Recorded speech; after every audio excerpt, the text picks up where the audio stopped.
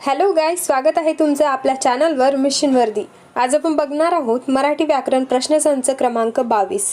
वेळ वाया न घालवता आपण आपल्या प्रश्नसराव संचाला सुरुवात करणार आहोत।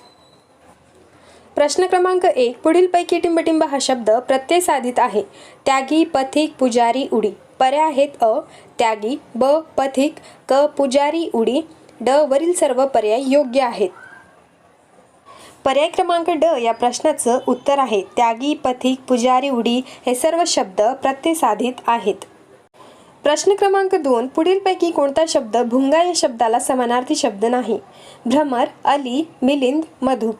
पर्याय आहेत अ भ्रमर, अली, ब मिलिंद, मधुप, क अली, ड सर्व शब्द समानार्थी। पर्याय क्रमांक ड या प्रश्नाचं उत्तर आहे भ्रमर, अली, मिलिंद, मधुप हे सर्व समानार्थी शब्द आहेत भुंग्याचे।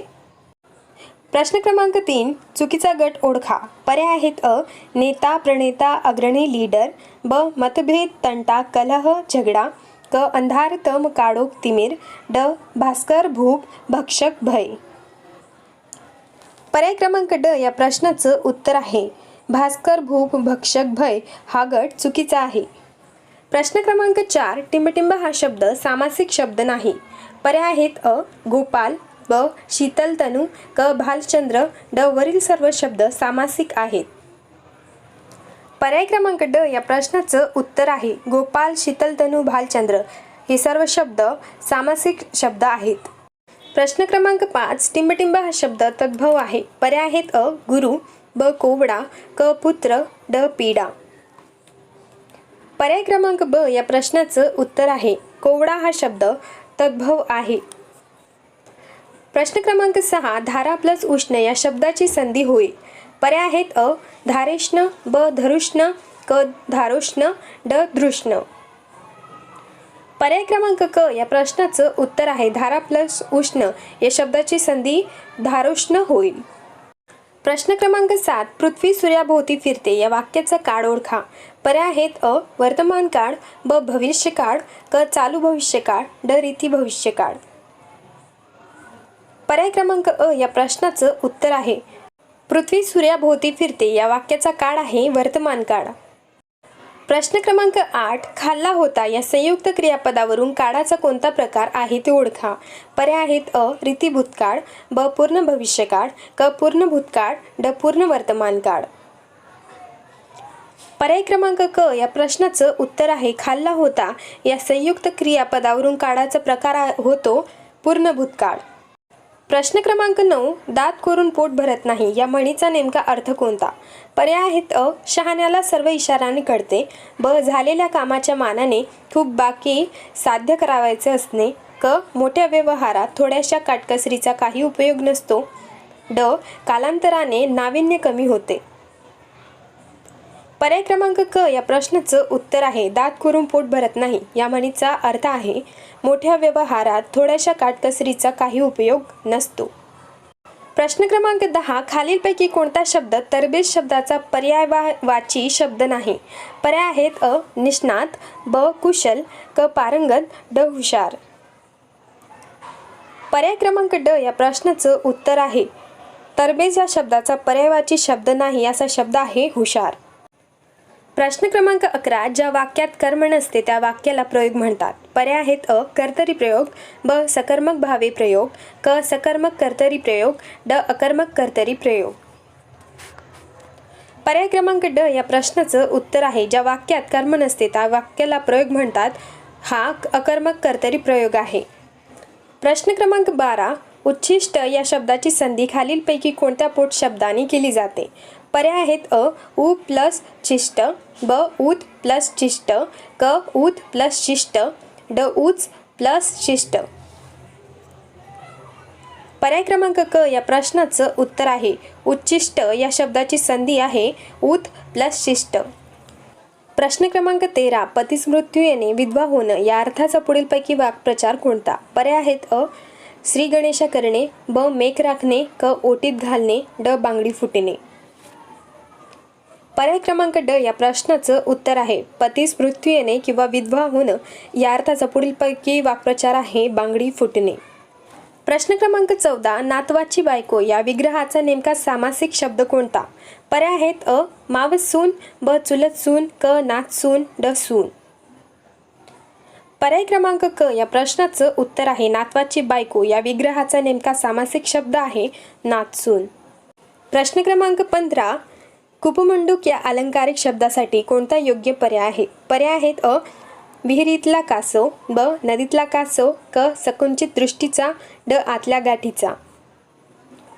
पर्याय क्रमांक क या प्रश्नाचं उत्तर आहे कुपमंडूक या अलंकारिक शब्दासाठी योग्य पर्याय आहे संकुचित दृष्टीचा. प्रश्न क्रमांक 16, दुधाने ओठ पोळले ही म्हण पूर्ण करा. पर्याय आहेत अ. दही हुंकून पिणे, ब. कढी हुंकून पिणे, क. चहा फुकून पिणे, ड. म्हणून ताक फुकून पिणे. पर्याय क्रमांक ड या प्रश्नाचं उत्तर आहे दुधाने ओठ पोळले म्हणून ताक फुकून पिणे ही म्हण पूर्ण झाली. प्रश्न क्रमांक 17, यंदा फार मोठी जत्रा भरेल या वाक्यातील काळ ओळखा. पर्याय आहेत अ. चालू वर्तमान काळ, ब. वर्तमान काळ, क. रीती भूतकाळ, ड. भविष्यकाळ. पर्याय क्रमांक ड या प्रश्नाचं उत्तर आहे यंदा फार मोठी जत्रा भरेल या वाक्यातील काळ आहे भविष्यकाळ. प्रश्न क्रमांक 18, बाळाचे गाल लोण्यासारखे मऊ आहेत या वाक्यातील अलंकार ओळखा. पर्याय आहेत अ. उत्प्रेक्षा, ब. उपमा, क. अतिशयोक्ती, ड. दृष्टांत. पर्याय क्रमांक ब या प्रश्नाचं उत्तर आहे बाळाचे गाल लोण्यासारखे मऊ आहेत या वाक्यातील अलंकार आहे उपमा. प्रश्न क्रमांक 19, भेटेन 9 महिन्यांनी ही कविता पुढीलपैकी कोणत्या कवीने चौरी चौरा घटनेत भाग घेतलेल्या व त्यासाठी फाशीवर जाणाऱ्या कैद्याला उद्देशून लिहिली होती? पर्याय आहेत अ. कुंजविहारी, ब. कुसुमाग्रज, क. गोविंद, ड. नारायण केशव बहेरे. पर्याय क्रमांक अ या प्रश्नाचं उत्तर आहे भेटेन 9 महिन्यांनी ही कविता कुंजविहारी या कवीने चौरी चौरा घटनेत भाग घेतलेल्या व त्यासाठी फाशीवर जाणाऱ्या कैद्याला उद्देशून लिहिली होती. प्रश्न क्रमांक 20, अडेल तट्ट अचूक अर्थ स्पष्ट करणारा पर्याय निवडा. पर्याय आहेत अ. आपलाच एका चालविणारा, ब. अडून बसलेला तट्टू, क. अडून बसलेला घोडा, ड. आपलेच कौतुक करणारा.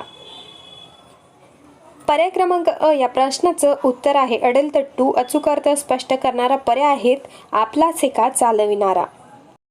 प्रश्न क्रमांक 21, विरुद्धार्थी शब्दाच्या जोड्या लावा. स्तंभ अ आणि स्तंभ ब. स्तंभ अ मध्ये लिहिलेला आहे आगंतुक, अतिवृष्टी, माझी, कर्णमधुर. स्तंभ ब, विद्यमान, कर्णकटू, अनावृष्टी, आमंत्रित.